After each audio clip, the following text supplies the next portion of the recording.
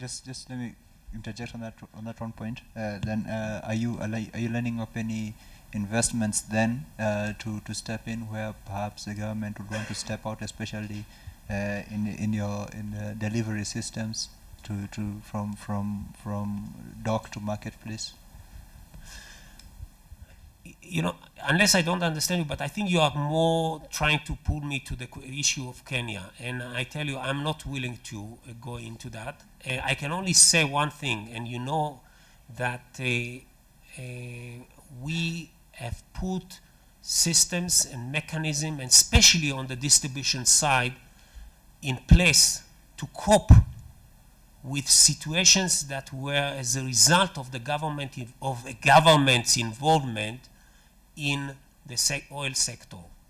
And that's what we are doing. If you watch what I said, we are trying to develop many more supply channels. Djibouti, Mombasa, Dar es Salaam, Beira, okay? I think I would leave it at the as it is now, please. Okay. There was another question, sorry, another question on Sudan. I may just ask one of the group members, management team members, Mr. George Mwange, to respond to that. But remember, we are very active in Sudan, not much in direct investment. We actually, if I may, I don't know, maybe George can help me, and he will do so in a minute. I think we are even the major, the biggest player in Sudan, in southern Sudan. George, please. Thank you. Yes, we are doing a lot of exports in South Sudan. It's no longer Southern Sudan, now it's South Sudan. We are very, very active there. We supply the UN business through an agency. We have seen, by the way, after the South Sudan became independent, we have seen so many businessmen coming to us with a view to us, KenolKobil, supplying products because they are no longer able to get their fuel requirements from the north.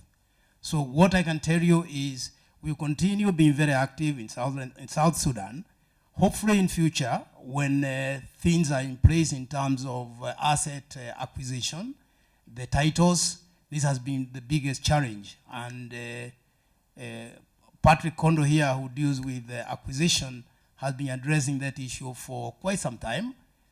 So it's not an oversight. At the right time, we'll see when perhaps we can go in and start investing in South Sudan. For the time being, we continue exporting from Kenya. The market is big, and we'll continue doing it. And as I said, there is a sudden surge in our service requirements, product supplies in South Sudan. Thank you. Maybe let me just add in terms of investment in Southern Sudan. One of the main problems that we face now is the land tenure system. At the moment, they do not have a system whereby an investor can have title to land. And as you know, in our business, we cannot carry out a downstream business without investing in the storage and investing in service stations. And all these, like was mentioned earlier by our chairman, are very expensive. It is a multi-million dollar investment business. So we have found it difficult to be able to develop assets here before the land tenure system is streamlined. The second issue is that to do business in Southern Sudan, you are required to have a joint venture with a local person there. Now, you know that with our business, it can become very complicated to become a partner with an individual or a group of individuals in Southern Sudan whom you are not very familiar with, and your business visions between us and those persons may be completely different. And thirdly is the regulation of the industry. At the moment, there is a little or no regulation at all. And you know very well that in an industry without any regulations or with very low regulation, what can happen? And this creates an even a playing ground which is difficult for us to play in the local a market. So for those reasons, and as George has mentioned, we are still watching Southern Sudan, and at the right time, we'll be able to make our move. Thank you. Congratulations to the KenolKobil Group. My name is Winnie Mandela from Corp Trust Investment. And mine is just to ask, now that our neighbors in Uganda and Southern Sudan are actually trying to extract oil, is there a possibility whereby we would probably be importing from them to make our costs in terms of, because I understand that by importing crude oil, that probably is the biggest cost that is passed on to the consumer. So is there an opportunity whereby if our neighbors in East Africa are actually having the crude as good as the one which we could import, why wouldn't we be able to look at that as an opportunity, hence reduce the cost that is probably passed on to the consumer? This I'm asking as a retailer and also as an investment manager. Thanks. Okay. First, you mentioned the two countries, Sudan and Uganda, who are starting to extract. Sudan has been extracting for some years, just to tell you, and actually it's quite a big exporter of fuel, of crude, and by the way, refined product export of Sudan.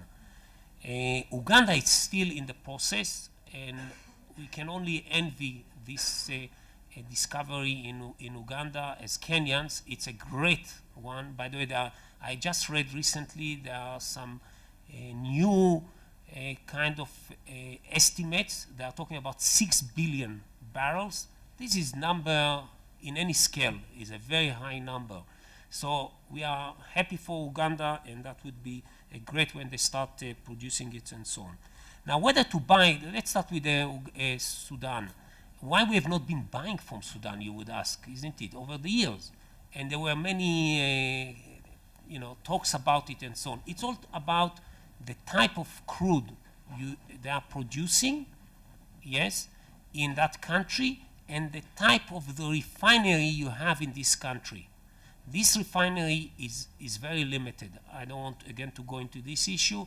Very limited in many aspects, including in the type of crude that they can process. You can't process any crude in such a refinery, and especially with a refinery without a cracker that can actually break the molecules and get more of the high-value products and so on. It cannot be done. So that's why never cargo from Sudan came. But we, through some of our agents and some of our players, do buy a finished product, or let's say yields out of the Sudan, Port of Sudan refinery, like fuel oil. You can get there, you take it to the AG, to Fujairah or wherever, and you blend it for fuel oil that you bring into this country. And that's what we've been doing, okay? That is something else, and, probably will continue unless there would be a new refinery here. On Uganda, listen, once they have to decide which way they are going, and I understand they are already thinking of combination of the two. They will put a refinery somewhere around the Lake of Albert, and will push some of the, if this is the quantities, of course, they will have to put a pipeline to the nearest shoreline and export it. Once they do put a refinery, of course, we will be buyers. Not only Kenya, we will be buyers from Rwanda, from Burundi, from Eastern Congo. If you look at it, by the way, on the map, actually it's located extremely well for the whole region. It's even better than the Mombasa, if you think about it. You look at the map and you see Lake Albert, imagine a refinery there that is a top-class refinery, modern refinery. You can market your products almost within all East Africa across, and Central, yes, and Central Africa. So we are just waiting for it. By the way, they have already contacted us, and we are in talks with them and all these things to market their products once they put the refinery. So yes, it's there, and it would be attractive for everyone. and it will be cheaper. That one for certain, by the way. Not only due to the fact that you are processing extracted crude from a very nearby.